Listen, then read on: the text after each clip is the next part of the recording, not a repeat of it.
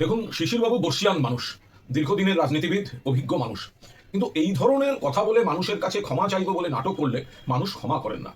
আপনি কোনো কম্পালশনে, আপনার কোনো পারিবারিক স্ট্যান্ডে আপনি দল বদল করতে বাধ্য হয়েছেন, কিন্তু আপনি ভুলে যাচ্ছেন যে মমতা বন্দ্যোপাধ্যায় তৃণমূল কংগ্রেসের নেত্রী, পরবর্তীকালে মুখ্যমন্ত্রী, আপনাকে এবং আপনাদের কত আন্তরিকভাবে আপনাদের কাছে টেনে নিয়েছিলেন, নির্ভর করেছেন। আপনি নিজেও সাংসদ হয়েছেন, কেন্দ্রীয় মন্ত্রী, রাষ্ট্রমন্ত্রী, বাট কেন্দ্রীয় মন্ত্রী আপনাকে কোন পরিস্থিতিতে, কাদের আপত্তি সত্ত্বেও মমতা বন্দ্যোপাধ্যায় করেছিলেন, সেটা ভুলে যাওয়া বোধহয় শিশিরদার মতো অভিভাবকোচিত বয়সের বর্ষিয়ান মানুষের এই সস্তা রাজনীতিটি করা ঠিক হচ্ছে না। তৃণমূল থেকে আপনারা প্রচুর সম্মান পেয়েছেন, পদ পেয়েছেন, জনপ্রতিনিধিত্ব পেয়েছেন, প্রশাসনিক পদে আসতে পেরেছেন।